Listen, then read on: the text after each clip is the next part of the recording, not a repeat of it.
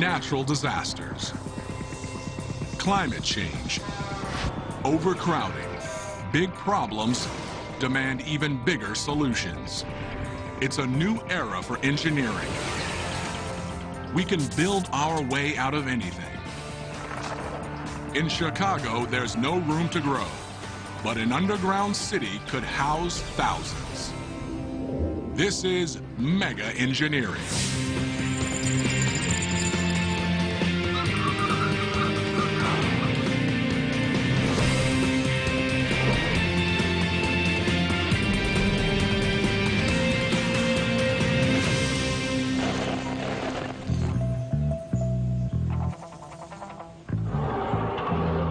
Welcome. Please enter your floor. Minus 78. Going down.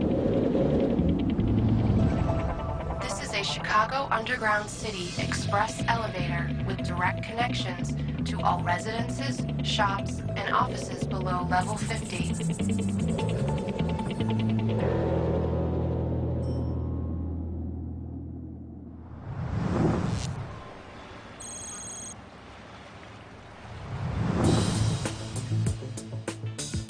Chicago, Illinois, the nation's third most populous city, an iconic skyline, and an urban grid teeming with the daily rhythms of city life. But Chicago is a victim of its own success. 2.8 million people call it home, which means this great metropolis is under a daily assault. Almost 7 million commuters move in and out of the city every weekday. Even the suburbs, once an antidote to the chaos of city life, are clogged with traffic. Despite the improvements in the interstate highway system, the traffic is still growing. In fact, there is, as in all major cities, there's an hour delay at rush hour. When it comes to traffic, the second city is second only to New York, costing Chicagoland residents nearly 1 week per year of lost time, and the local economy over $4 billion annually. When suburbanites finally make it downtown, they find the L, one of the nation's oldest, busiest transit systems, bursting at the seams. Unable to expand to accommodate a growing ridership and an ever-widening definition of rush hour.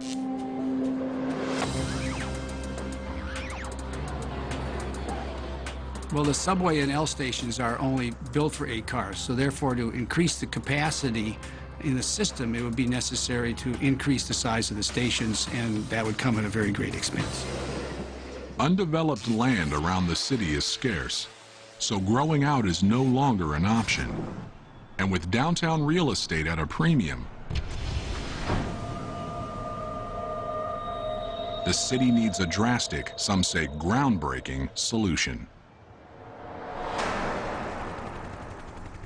Chicago, already home to some of the nation's tallest buildings, will have to build down. Imagine an underground city directly below the Loop, over 1,300 feet deep, containing nearly 100 floors of apartments, offices, parks, and more. Room enough for tens of thousands of people to live, work, and play. It's the best solution to the Windy City space crunch.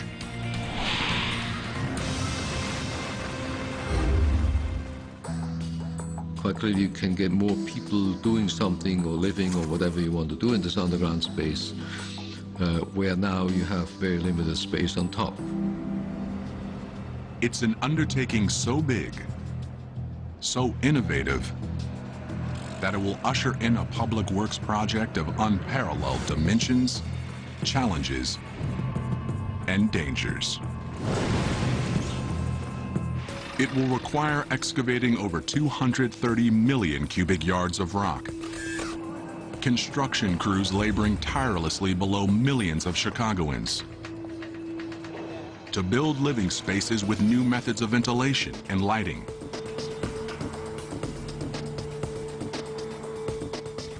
to ensure that the city beneath Chicago succeeds.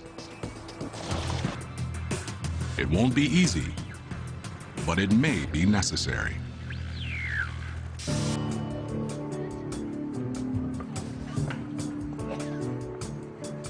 Expanding underground is a solution that's becoming more plausible, with the emergence of new techniques to make living underground a reality. All this is technologically doable. It comes then very quickly down to what is the other side of engineering, is what does this cost and how long does it take to build. Chicago is an ideal place for this bold experiment. From the ashes of the Great Fire of 1871, the city grew to become the epicenter of an architectural revolution, spawning the first skyscraper in 1885 and hosting the most influential World's Fair in history in 1893. By building underground, Chicago will cement its reputation as one of the most forward-thinking cities on the planet. But it may not be the first. Amsterdam is already proposing to make space below ground where none exists above. In this Dutch city, where streetcars, pedestrians, and 550,000 bicycles compete for space along narrow streets, the volume of cars is a growing problem.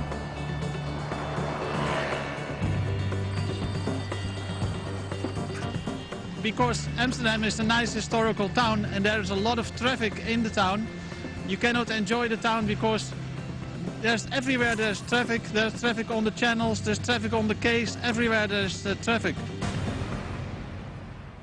Ancient city planners never foresaw a day when their picturesque byways would be overrun with automobiles. Today, there's a movement to get them off the streets. But to do that, while still maintaining Amsterdam's historic charm, it has to look towards a signature feature of its historic past: the city's canals.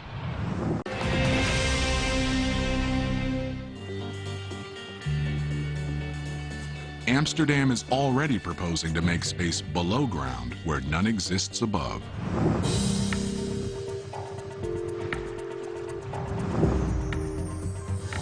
The plan?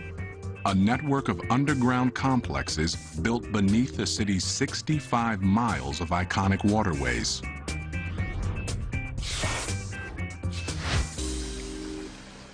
So we thought we bring a lot of functions who doesn't need daylight under the ground.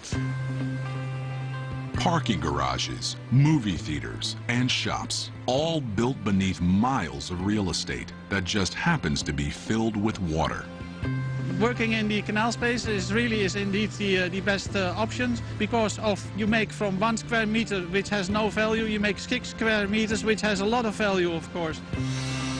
In fact, the plan will convert over 20 square miles of largely untapped space and provide storage for thousands of cars. But building in Amsterdam requires sensitivity to the city's unique architecture. Amsterdam's streets can't be choked with construction equipment. Some are so narrow that the massive trucks needed to build underground won't even fit. We don't want to have any trucks in the town because that gives an awful lot of mess, and we don't want to mess up this nice historical town.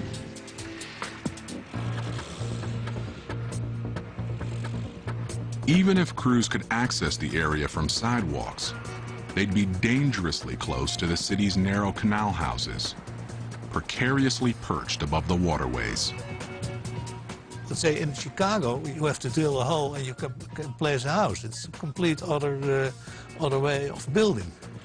In Amsterdam, it's not so easy to build a house because of the soil is what some call soft water. Amsterdam's soft water, or swampy soil, makes constructing large, heavy structures nearly impossible, which is why buildings are rarely higher than 3 or 4 stories.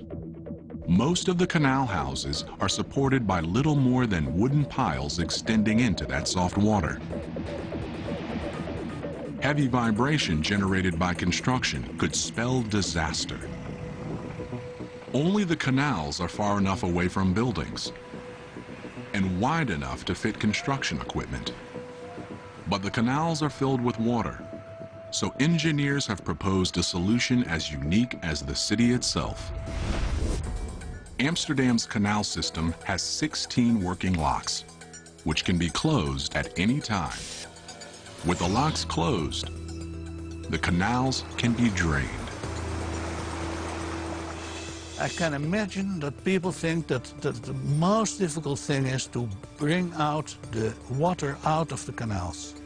But in fact, that is technical one of the easiest things.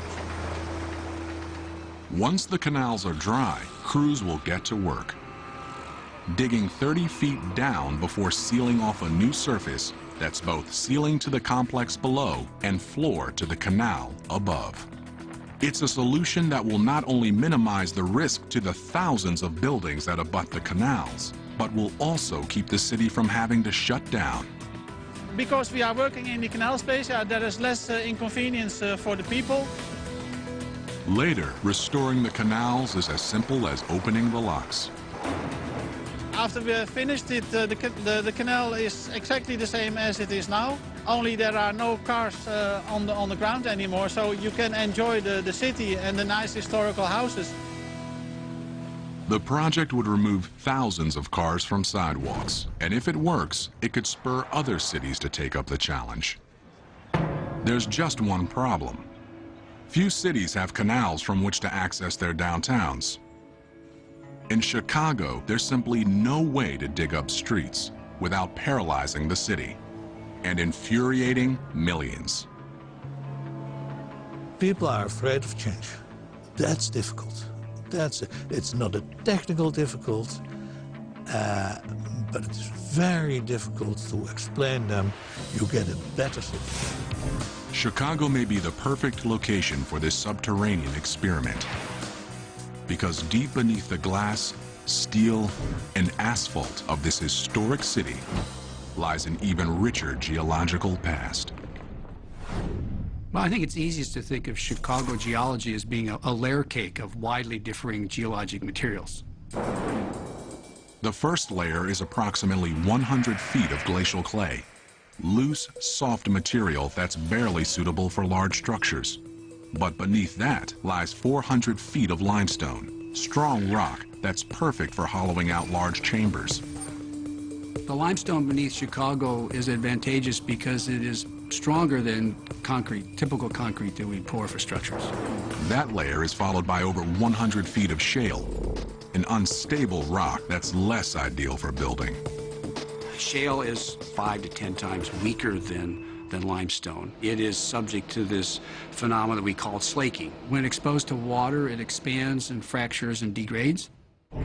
Vertical access shafts could be drilled through the shale to the next layer of limestone, which extends for another 400 feet. It's a pattern that repeats again down to 1,300 feet before hitting a deep layer of sandstone. The top of that sandstone is weak, very weak, so weak, in fact, that it can be mined with a fire hose. That weakness means that the underground city could go no deeper. But it's the alternating sections of limestone that make Chicago an ideal location for this feat of geological engineering. And excavating limestone is something with which Chicago is already familiar. Here at the Vulcan Mine in Naperville, Illinois, 45 minutes from downtown Chicago, an active limestone and dolomite mine has been in operation for more than 2 years, with enough material left for decades more.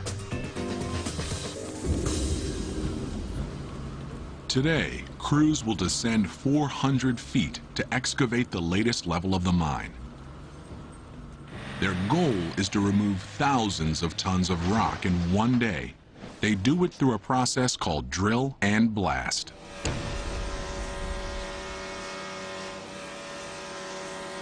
The drilling is taken care of by the Fletcher J352 LS.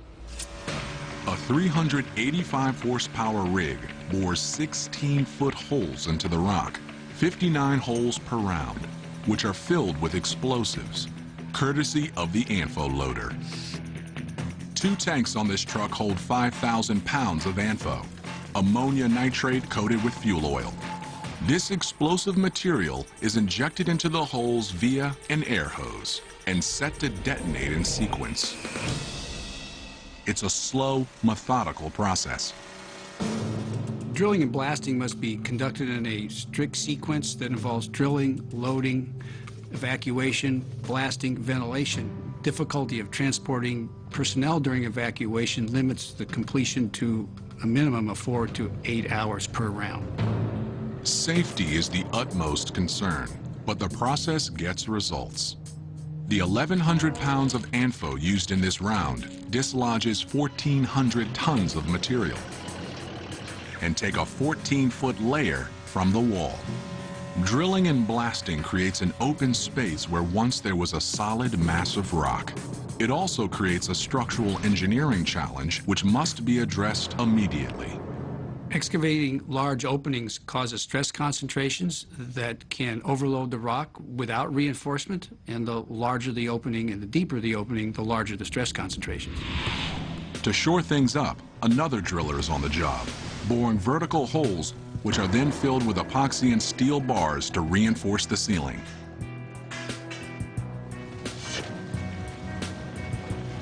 After the blast, excavated material is removed via this conveyor belt and trucked to area construction sites to be used as aggregate, a crucial ingredient in concrete that can be put to immediate use in Chicago. If it's good material, which if you do this in the limestone in Chicago, that will be probably the case, you actually can use this material to fabricate concrete, some of which will go back into this underground city. Well, why transport it to the surface when you can keep it down there and manufacture the city on the spot?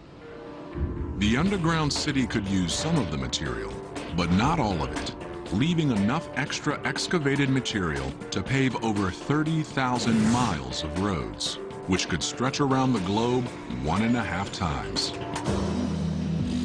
With the ease of excavation, digging a new city is not a problem. Holding up the existing city is. It's important to think about the depth below the foundations of the structures at which this underground city can be built. The issue is that under these high-rise buildings, you have the large diameter piles, and under these large diameter piles, you have high loads. Chicago's tallest building, the Sears Tower, soars to 108 stories, 1,450 feet into the air. Holding it up, 200 piles extending nearly 100 feet into the ground, sending the building's load into the surrounding rock. And that's just one building. Beneath Chicago lies a virtual forest of foundations and piles. Dig too close to them, and the buildings they support could be in trouble.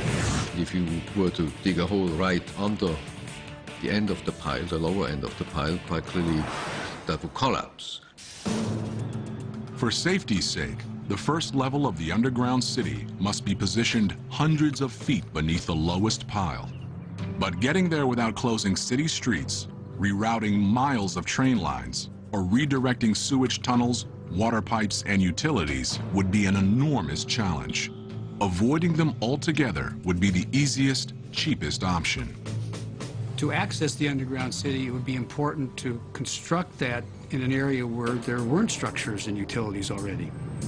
Unable to disturb the city life above, crews will have to begin their access to the worksite from miles away. Another possibility would be to provide this access with an incline instead of coming in vertically. Starting from outside the city center, crews and equipment will tunnel downtown, a journey that would stop nearly 300 feet below the center of Chicago. Deep enough to avoid building foundations and city infrastructure. There, they will begin a drilling and blasting routine to construct the first level, a staging area for building even deeper. But as they do, they'll have to make sure that the walls of this new subterranean metropolis are strong enough to hold back the water of mighty Lake Michigan. Chicago is famous for two things. It's big and it's cold. But one place that's bigger and colder is Moscow. With 15 million people in the metropolitan area and over 3 million cars causing some of the worst traffic in the world, Moscow's explosive growth is putting it on a crash course with catastrophe. The real #1 priority right now is to get rid of the transportation collapse in the city and the constant traffic jams. To cope, the Russian capital has nowhere to go but down. Moscow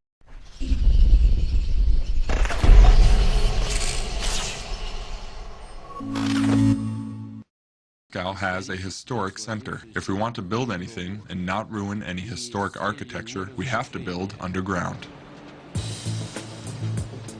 Russia is in the middle of an underground construction boom with 2 new projects that aim to save the city from its own success. The first, Tverskaya Mall, will be the biggest underground mall in all of Europe when it's finished. 4 stories deep, spanning over 350,000 square feet. Russia is in the middle of an underground construction boom. The first, Tverskaya Mall, will be the biggest underground mall in all of Europe when it's finished. But building it means redirecting nearly 294,000 cars that creep through adjacent streets each day. And crews must work perilously close to traffic. The second site, Paveletsky Square, will one day be a 5-story deep shopping and parking complex, integrated with the train station that sits above it. But before that plan is realized, crews must cope with the city's soft, muddy soil. The soft soil doesn't pose a problem when erecting the shorter buildings that are the city's signature, but it's not ideally suited for building underground. Just to get to a firm enough stratum for building means digging down over 90 feet to stiffer, stronger clay.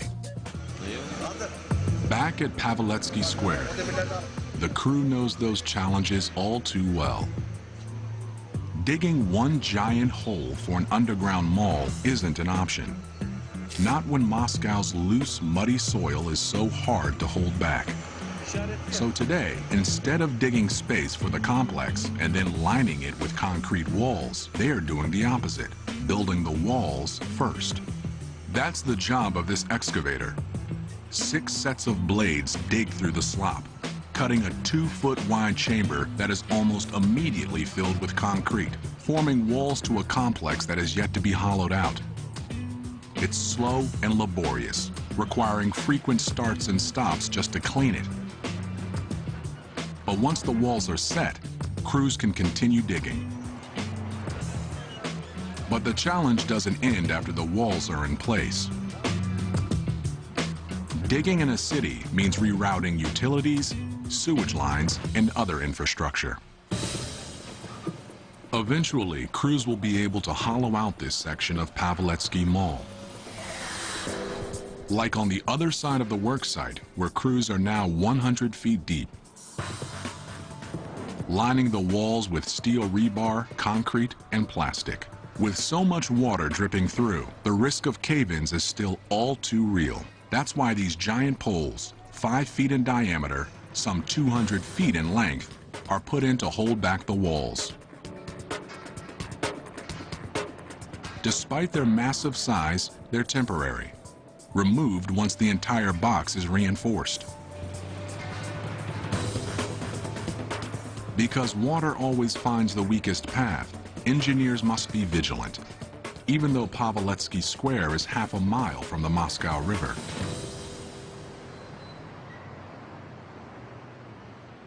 Imagine the dangers crews would face halfway around the world, back in Chicago. A city perched on the shores of a great lake.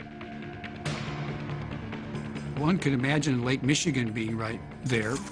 How does one control all that water from getting into an underground structure? Allowing water to seep in could lead to disaster. Each level of Chicago's underground city would have to be painstakingly reinforced in order to stay ahead of a population boom that threatens to strangle the city. The underground city would have to be built quickly. One day, Chicago's underground city will look less like this and more like this. Ochotny Riyadh, Moscow's biggest underground mall.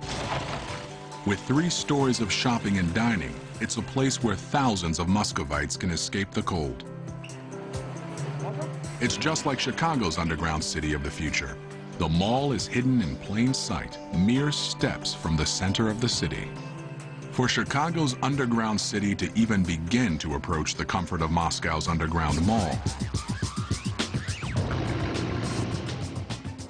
it will have to address a huge issue.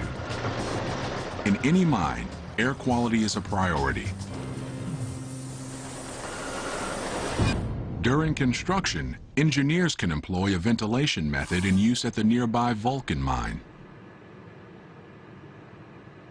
This vertical shaft works to pull air in from the mine's access tunnels and directly up, making sure that dust and other contaminants don't linger for too long. This is a system meant to provide comfort and security to dozens of miners working 10-hour shifts. Replace them with thousands of residents living underground 24 hours a day, and the ventilation needs become far more complex. People will have to occupy these spaces for 50 to 100 years, whereas miners occupy the spaces for single digits of years as opposed to multiple decades.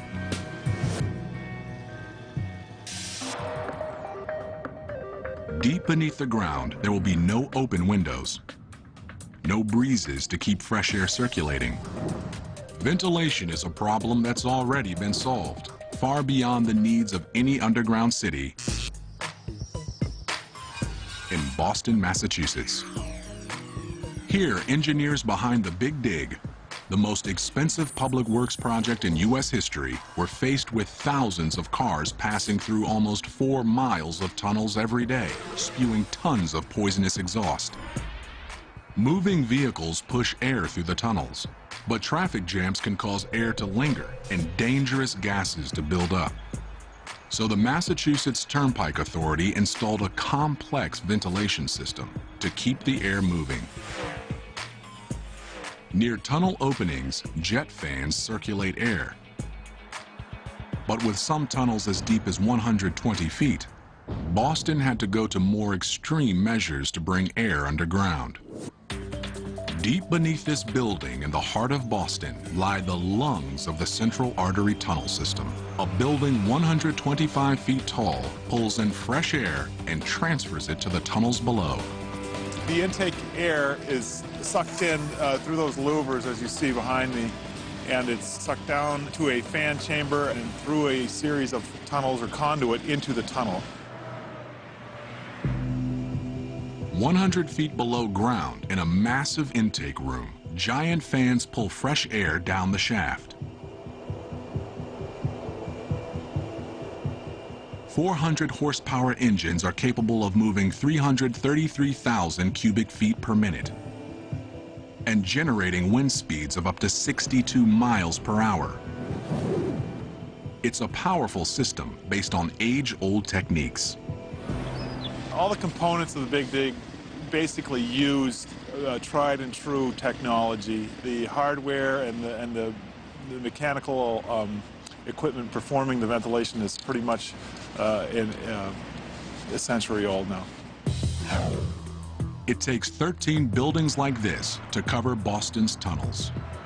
And while the means of moving air hasn't changed in years, the ability to adjust to the changing needs of an underground environment has. Basically, we have a surveillance in the tunnels. We have cameras watching the traffic. Almost all of our cameras and sensors are monitored from our operations control center. Inside the Massachusetts Turnpike Authority building, at the Operations Control Center, specialists monitor 32 vent zones and control 235 fans and over 500 cameras. With just the push of a button, They're concerned with air quality and a lot more. More than just the ventilation is monitored there, the pumping of water, the traffic conditions in general, so you really get a very efficient management of all the life safety functions within all the tunnels under one roof. But this centralized command center has some fail-safe backups. Even if communication with one of the vent buildings is lost, each vent tower is staffed and powered independently. There are local controls within the vent buildings that we can still operate the fans by in a manual mode with personnel. Chicago's underground city will apply much of the technology used in Boston, only at 10 times the depth. The underground city's walls and floors will be lined with ventilation chambers. Fans at the bottom of the city will pull fresh air in through intake shafts located at the top, where it will descend down 1,300 feet and circulate throughout the city before returning to the surface to be exhausted. Regulating the airflow would require the kind of sharp monitoring used in Boston. You're living down there, so it's not just a transient air, and I'm sure you would probably have a much stricter requirement for the cleanliness of the air that you're breathing. Regulating air quality for a 24-hour residential population, and not just automobile traffic, would require many more fans and a control system that would be the eyes and ears of an underground city. It's something that would provide security and peace of mind for the residents beneath Chicago should the unthinkable happen. With the underground city a reality, one factor of Chicago's legendary climate will be mitigated, if not eliminated altogether. Well, there are advantages to living underground. For instance, you're not subjected to the vagaries of Chicago winters. Deep beneath the city streets, residents wouldn't have to worry about snow or even staying warm. Because if there's one thing about living underground that's predictable, it's the temperature.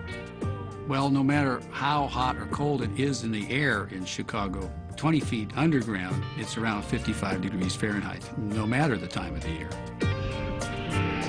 But the deeper you get, the warmer it becomes, thanks to something called the geothermal gradient. On the surface, temperatures are affected by the sun and atmospheric changes, but up to 200 feet below ground, the temperature remains constant. Then, for every 100 feet deeper, the temperature rises about 1 degree Fahrenheit. Fortunately, in the underground city, the geological limits of construction would ensure that things didn't get too toasty. I think it might be nice to be constantly at 65 to 68 degrees Fahrenheit than it would be the highly variable 0 to 100 degrees Fahrenheit at the surface. An unvarying climate is one advantage that the underground city will have over its surface-level counterpart. But there's one quality to which the underground city can't hold a candle. Possibly the most important issue would be the lighting itself, because without artificial illumination down there, it's completely black. Daylight, so vital to health and human happiness, can only come from one source.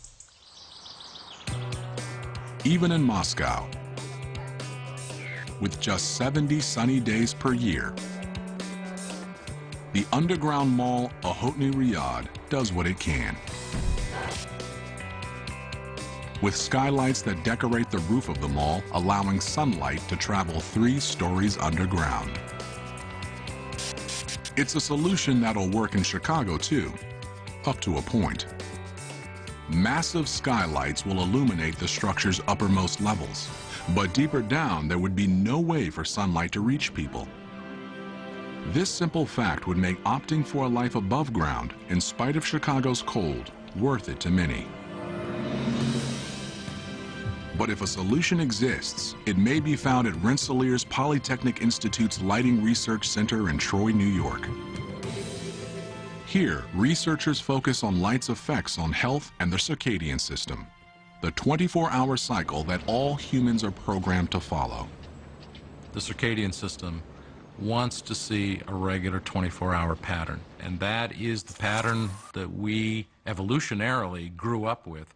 It's in the last 100 years that we have electric light that allows us to extend light into the nighttime. But what's also happened in the last 100 years, we live indoors.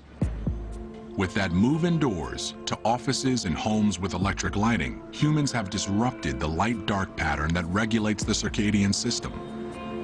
We can be in perfectly good light to see, and yet we can be in biological darkness. You can't necessarily stimulate the circadian system with electric lighting. With only artificial light, the internal clocks of underground citizens would go haywire. The circadian system is a clock that runs all the time anyway. And if you don't have a resetting of that clock, a synchronization of the sunrise, sunset, you can go into this architectural jet lag, as we call it. To maintain this synchronization, engineers will have to design lighting systems that mimic the patterns on the surface. But even these artificial means don't go far enough. Massive skylights will illuminate the structure's uppermost levels, but deeper down there would be no way for sunlight to reach people. This simple fact would make opting for a life above ground, in spite of Chicago's cold, worth it to many. Engineers will have to design lighting systems that mimic the patterns on the surface. But even these artificial means don't go far enough. It is important not just how much light you get, but when you're getting the light and what kind of light you're getting. In the Light Research Center's lab, a test measures light's effects on brain activity. Hooked up to an EEG, a subject is exposed to different wavelengths of light. While all wavelengths stimulate the brain, blue light is the most effective. The reason why we're working with blue light is because we have shown that the circadian system is maximally sensitive to blue light. That may be because the color of the sky has programmed our brains to respond to the blue wavelength of visible light. RPI has found that the need for blue light is so ingrained into human DNA that it only takes a small amount to trigger alertness. So this way you can effectively achieve the same result in reducing melatonin levels or increasing brain activities with less amount of power or with less light. So it's an energy efficient way of impacting the circadian system. That energy savings would preclude the city from having to bathe common areas in blue light or from running ultra-hot lights to simulate sunlight. Instead, residents could take a more personal approach. Blue light is so effective for the circadian system. We can get very low levels of blue light and be able to impact the circadian system. Brief exposure to blue light is as effective as using a more common method for waking up. What you can do is, just like a cup of coffee, you can use light for 15 minutes, 20 minutes to perk you up and to give you some alerting stimulus. There would be lots of opportunities to manipulate that light in such a way that it can provide a sense of daytime and nighttime, can provide a sense of change, and can provide a sense of difference that makes life enjoyable. It's the differences in life that I think we find attractive. It's not only life below Chicago that would begin to improve. At street level, the city will find smaller crowds, less traffic, and a transportation system more able to cope when people are no longer commuting from outside of the city, but from underneath it. Well, the city could be beautified if much of it were placed underground. Placing the major functions underground will allow us to think more expansively of the most appropriate uses of the surface land. That's just what happened in Boston after the Big Dig. The city has been knitted together again, if you will. Some of the surface land has been reclaimed for public use versus having an elevated highway on it. There are now parks where there were steel structures before. Those above-ground improvements could go a long way towards generating support to expand the underground city. But continuing to hollow out the ground beneath Chicago's skyscrapers could be met with opposition. So the underground city will have to navigate uncharted territory. Well, the state of Illinois owns the lake bottom from the shore outward, and there are no buildings there. Perhaps it might be a great deal less expensive and more quickly realized to actually excavate the underground city indexed over by the lakeshore.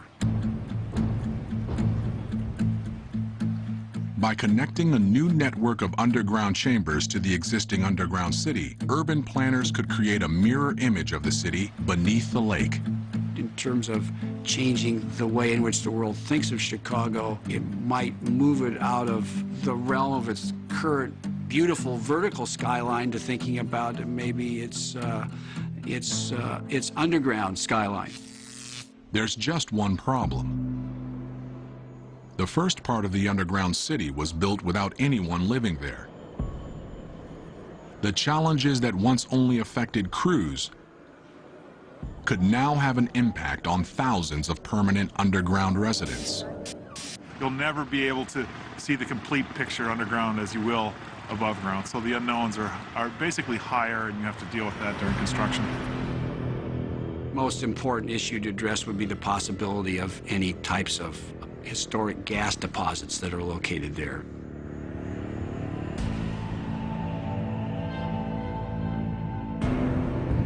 If crews accidentally stumbled upon a hidden gas line,